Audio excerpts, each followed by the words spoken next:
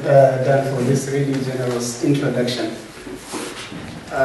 Thank you for having me. Let me begin by saying that it's really a great honor for me to be here at the RCC and to learn from all these wonderful people working around the clock to help us better understand and find effective solutions to the biggest challenge facing humanity today. That's the challenge of environmental and climatic change. As an environmental sociologist, I really cannot think of a better place to be. As Dan said, today is my last day at the RCC. However, the relationship built with this wonderful family is a lifetime relationship. And I will keep in touch with this growing RCC family, which is spread all over the world. In my talk today, I will try and share with you my research on the intersection between religion and environment in Nigeria. I will begin the talk with a brief background to the study area, with a brief background to the study. That's the rationale of my research, before moving on to present a short introduction to the social situation, the economic context, as well as the environmental conditions of the region of northeastern Nigeria. After that, I will move on to give you a summary of my major findings. Now, the background. Anthropogenic environmental crisis is understood as one of the biggest, as one of the most central problems facing humanity today. For many years, experts from almost all scientific disciplines working all over the world have been warning us about the urgency and necessity of tackling climate change and environmental degradation. There is also a consensus that both the climate crisis and environmental degradation are resulting from human actions. And human actions, fundamentally, are products of ideologies, attitudes, some of which are informed by belief systems and cultural practices that develop over time. Billions of people around the world, as we know, believe strongly in religious tenets. And religious beliefs and worldviews can influence environmental attitudes and behavior in multiple ways. Some analysts link environmentally damaging behavior to interpretations of religious cosmologies and commandments that encourage human domination over nature. On the other hand, religions have the potential to be a powerful tool to promote environmentally responsible behavior among its adherents. In the same vein, religious cosmologies are seen to shape the perception of environmental issues, as well as strategies of adaptation and coping with the challenges of environment.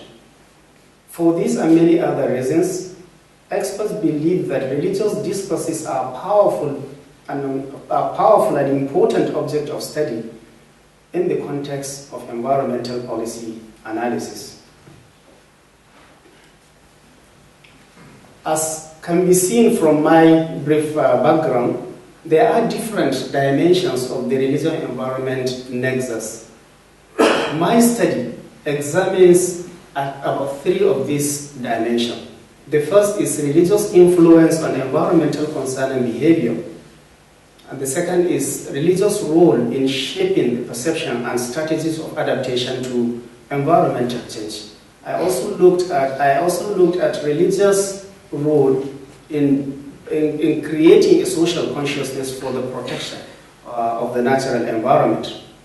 For the first part, I used the Lin-White's hypothesis, which argues that religion predisposes individuals to devalue and destroy nature as a framework to explore the connections between religiosity and pro-environmental worldview and behavior.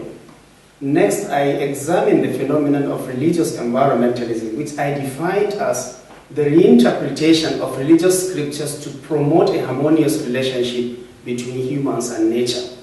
Last, I look at the effects of religious ideas in shaping the perception and modes of adaptation to environmental issues. Now to the data, to the evidence I used in the study. The data is collected from a devoutly religious region facing severe and wide-ranging environmental challenges. 18 congregations participated in my study, 7 of which are Muslims, are Christian congregations, and 11 are Muslim congregations. The study used qualitatively driven mixed methodology to analyze the data. My analysis compared Christian and Muslim congregations. Now to the context of the study. Nigeria is the most populous country in Africa. It is located in West Africa, as we all know, and it has an estimated population of over 200 million. And more than half of this population lives in northern Nigeria. That is, the region forms, in terms of landmass, the region forms about 2/3 of the total landmass of this West African country, Nigeria. Over 70% of northern Nigerian population lives in rural areas, where the primary occupation is agriculture, subsistence agriculture. Majority of this population engage in subsistence farming and animal husbandry. Vulnerability of rural agriculture to climate change and land degradation and insecurity have been blamed for the increasing rate of rural urban migration in the region. Furthermore, the region is one of the poorest in the world. According to the World Bank, about 78% of the people of northern Nigeria live below the poverty line. That's on less than $2 a day. Poverty and unemployment are said to be worsening as a result of climate change and continuing insecurity. To the religious demographics of the region. Nigeria is roughly divided between the followers of Islam and Christianity. Northern Nigeria in particular is predominantly Muslim, while southern Nigeria is largely Christian. Although northern Nigeria is predominantly Muslim, there are a significant Christian population in the region, in most northern states. There is a great deal of denominational diversity within these two major religious traditions throughout or across Nigeria. A survey by the US-based research group Pew in 2010 shows that Nigeria is one of the most fundamentally religious countries in the world, where about 88% of those interviewed say they consider religion to be very important in their lives. An earlier study by the BBC World Trust found that 85% of Nigerians trust religious leaders, and a similar proportion said they were willing to give religious leaders more powers. Despite the dominance of Islam and Christianity in Nigeria, about 11% of those who said they are committed to the teachings of Islam or Christianity accept and practice some elements of traditional African religions, known as TAR. Just as other parts of the world, climate change is the most pressing environmental challenge in Nigeria. As Dan said again, in 2007, the IPCC identified Nigeria as a hot spot of climate change. Like other countries of the sub-Saharan Africa, Nigeria is among the world's most vulnerable to the impact of climate change. And as a developing country, our vulnerability to climate risks is already having huge economic impacts across the country. The IPCC cited existing development challenges such as endemic poverty, complex governance and institutional dimensions, limited access to capital, including markets, infrastructure and technology, ecosystem degradation, and complex disasters and conflicts as factors responsible for the worsening impacts of climate change in Nigeria. Climate change is believed to be responsible for rapid shifts in temperature and rainfall patterns, flash floods, windstorms, erosion, and other ecological problems. Apart from climate change, another environmental issue facing the region of northern Nigeria is desertification, which is estimated at about 0.6 kilometers per year in northwest and northeast. Desert encroachment has been identified as the most pressing environmental problem by the Nigerian government. Combined with climate change, deforestation is identified as the major driver of deforestation. In 2012, a UK-based research network, Maplecroft, shows that Nigeria is experiencing the highest rate of deforestation in the world, at 4% per annum. And in 2018, the federal government of Nigeria revealed that the country has lost 96% of its original forest cover. Deforestation is exacerbated by population growth, poverty, unsustainable agricultural expansion, logging, infrastructural development, and high levels of government corruption, obsolete and weakly enforced forest protection laws. Other drivers of land degradation in Nigeria include overgrazing and unsustainable farming practices, bush burning, illegal and artisanal mining, pollution, etc. There are some severe and multifarious impacts of climate change and environmental decline in Nigeria. Some of these major impacts include resource scarcity, especially of water and land. Others are crop failure, food insecurity, loss of biodiversity, increasing poverty, resource conflicts, rising levels of mortality due to severe events and diseases such as meningitis, malaria, and cholera. To my research questions. In the study, I tried to understand the extent to which religious beliefs and worldviews influence environmental attitudes and behavior in Nigeria. In doing so, I tried to compare Christian and Muslim congregations to see whether there are denominational subcultures in religious influence on environmental attitudes and behavior. The second major question is to look at the ways in which religion provides an ethical basis for pro-environmental attitudes and actions. The last major question is, in what ways and to what extent do religious ideas shape the interpretation of environmental change and the narratives of adaptation to changes in the biophysical environment? Now to my findings. The first set of findings pertain to the relationship between religion and the environment. And I used the wise notion of dominion over nature and see whether there is another alternative interpretation of the dominion doctrine in the two religious congregations. My findings in this regard can be summarized as follows. First, religious beliefs and doctrines are useful sources of environmental worldviews among the religious groups I studied. Religious theology provides an important source of ideas that inform people's environmental worldviews.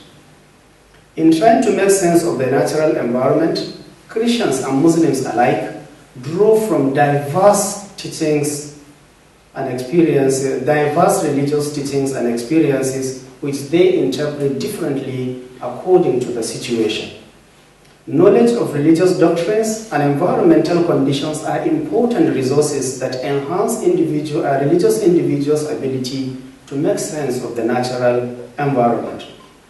As Lynn White hypothesized in 1967, and as numerous other researchers found, at the heart of environmental beliefs of most religious individuals, Christians and Muslims alike, is the notion of human dominion over nature.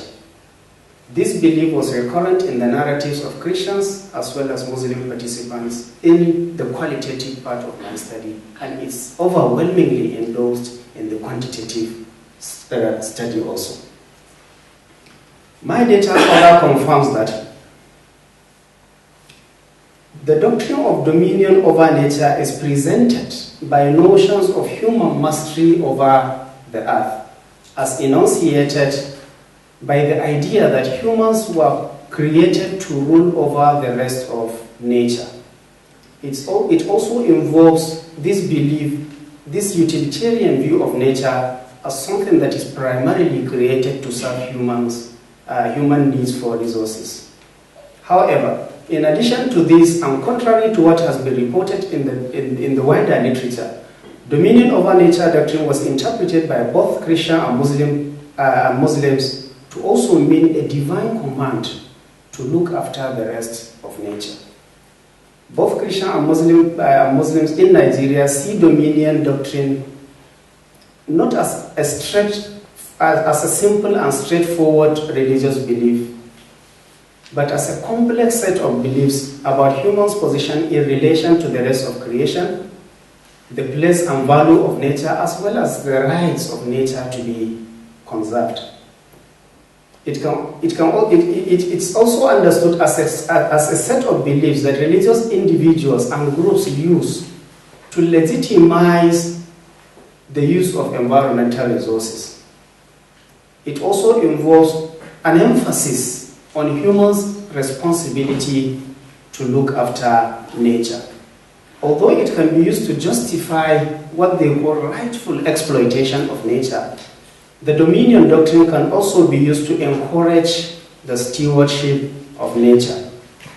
Levels of endorsement of dominion over nature doctrine remain the same between Christian and Muslim participants throughout. This suggests that on the one hand, and contrary to popular assumptions, Christians in the study are not more likely than Muslims to hold on to the belief of human dominance over nature.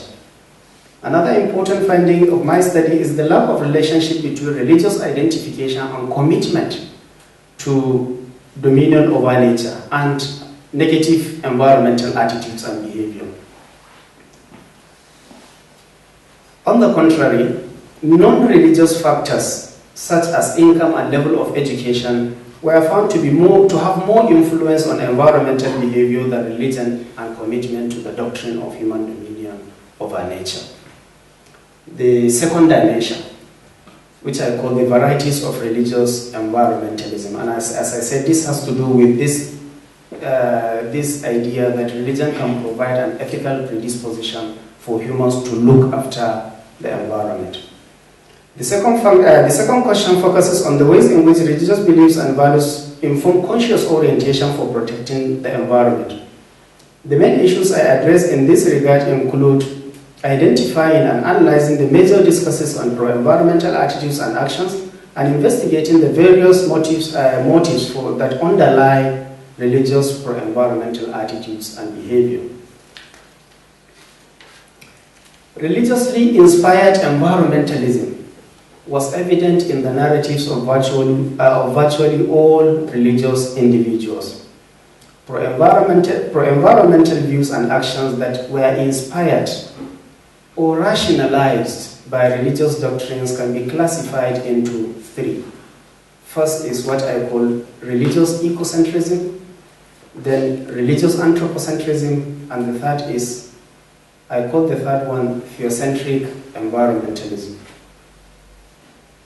Now to the first variety, which is religious anthropocentrism, religious ecocentrism.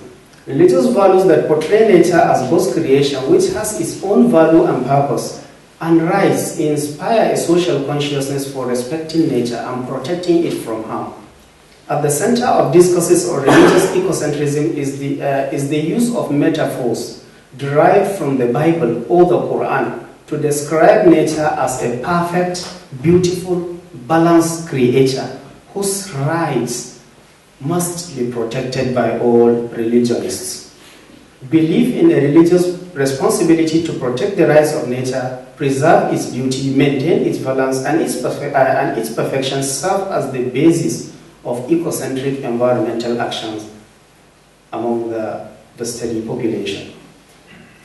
This narrative featured recurrently in the views expressed by both Christian and Muslim congregants, although more Muslim interviews had reported religious ecocentric views compared to Christians. The second variety is religious anthropocentrism. This is a human-centered environmental consciousness.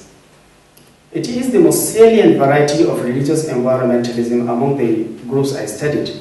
Human-centered environmentalism is built upon the religious principle of problem solving and volunteerism, which motivate individuals and groups to protect the environment so as to prevent the harmful effects of environmental problems. Environmental problems were seen to be detrimental to humans' continued survival and welfare, while volunteering to prevent or stop human suffering from ecological problems were recommended by both religious traditions. Therefore, when environmental risks are perceived, members of religious groups when environmental problems are perceived by members of religious groups, religious beliefs are transposed to provide the inspiration that is required to act in ways that could prevent and or reduce the risks perceived, and in order to enhance human well-being. Religious ecocentrism, strong anthropocentric environmentalism was observed among both Christian and Muslim participants, although Christians were more likely than Muslims to forcibly express it in the interviews. The last variety is theocentric environmentalism.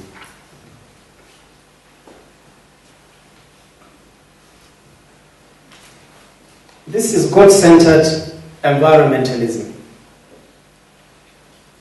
Unlike religious ecocentrism, which is nature-centered, religious anthropocentrism which emphasizes human benefits, unlike religious ecocentrism, which is nature-centered, and religious anthropocentrism, which emphasizes human benefits of environmental protection. Theocentrism is based on religious individuals' desire to obtain what they call heavenly reward and to avoid sin. Religious beliefs that pro-environmental action, for example, tree planting, water conservation, ecosystem management, attract heavenly reward, motivate individuals to conserve nature and engage in actions even where they don't see any foreseeable personal gain. Similarly, they believe that environmentally negative behaviors like tree felling, pollution, wastefulness, and so on are considered sinful and could attract God's anger, also serves as deterrent to environmentally damaging behaviors.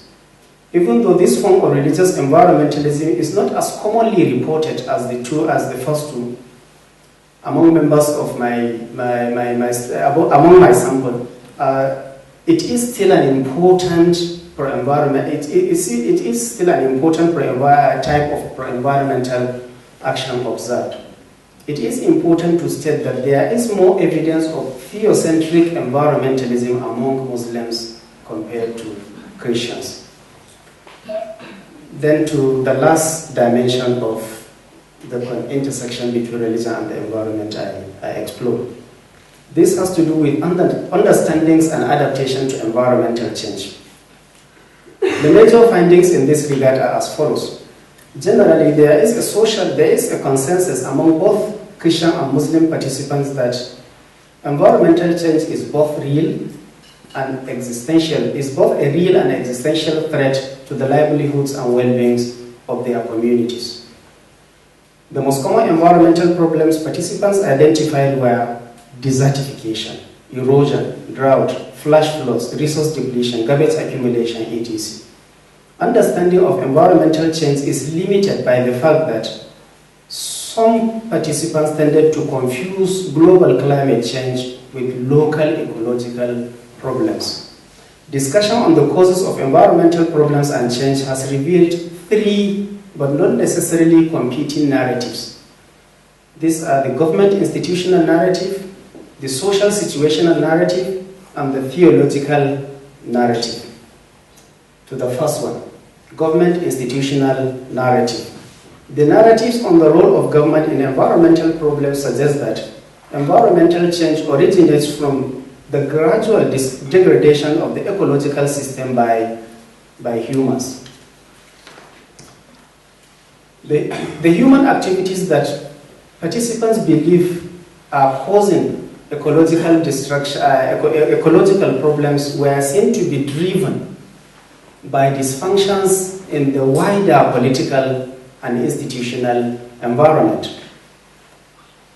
That is to say, in place of activities of individual actors, systemic factors which created an environment for ecosystem degradation were the central focus of this narrative. The role of government in environmental degradation was elucidated in three things: lack of concern, crippling corruption, lack of institutional mechanism to prevent environmental destruction. Narratives of adaptation to environmental problems that were informed by this perspective point to the need to addressing those obstacles with a view to providing effective institutional mechanisms for the implementation of environmental reform policies. Religious communities perceive themselves as lacking the necessary resources, power and information to mitigate environmental problems. Every individual behavioral change, according to them, could only make sense within a larger framework of public policy and environmental justice. Then to the second narrative, which I call social situational narrative. This perspective designates environmental degradation as being associated with a wide range of social factors and contexts, the most notable of which are population pressure, scarcity of resources, absence of social pressure, and low awareness of environmental responsibility. Scarcity of environmental resources such as agricultural lands, forests, and forest resources was linked with population increase, the two of which combine to produce resource depletion and environmental change. Adaptation to environmental change under such circumstances involves exploitation of the only available lands and resources while ignoring the negative effects, the environmental risks of such actions. And the second adaptation strategy is migration. They move to a less degraded place. The last narrative is theological narrative. From my findings, a number of Muslims interpret environmental problems from a purely theological point of view. Such religious individuals are also likely to advocate spiritual means of coping and adaptation to environmental problems. The most recurrent theological interpretations of environmental change include a definition of environmental problems such as floods, drought, desertification as punishment from God for human sinful behaviors. Another interpretation uses the Islamic concept of predestination or preordination to describe environmental change as events divinely decreed or as signs of end times. Participants who believe that environmental problems are God's punishment for human sins tend to cite lack of social justice and the prevalence of immoral behaviors as some of the major sins that attract God's anger in the form of environmental challenges or problems. Prevalence of what we call social vices in today's world, according to this narrative, are the reason why ecological problems are widespread and severe. Societies that are least likely to experience problems such as floods, desert encroachment, drought, and loss of soil nutrients are those that are obedient to God's commands. Interpretation of environmental problems as sign of end times or as predestined events is based on the belief that God is in control of everything, both positive and negative. When negative events and tragedies are understood as the will of God, sometimes seen as tests of humans' piety.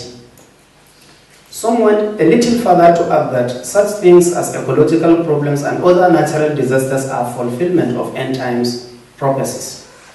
Adaptation strategies advocated by religious individuals who subscribe to the theological interpretation of environmental problems were mainly spiritual. Those who defined ecological problems as ordained by God or as signs of end-time prophecies tended to hold fatalistic views, believing that nothing can be done to mitigate the situation. On the other hand, those who saw ecological problems as punishment were likely to advocate spiritual solutions such as special prayers, alms given to the poor, renewal of ecological piety, and so on. Finally, religious beliefs played a little role in shaping understandings and strategies of adaptation to environmental change among Christians compared to Muslims. On a final note, I argue that to understand the intersection between religion and the environment, it's important to have a kind of multicultural, multi-denominational, and multi-traditional approach, just as I have in my research. Thank you very much for listening.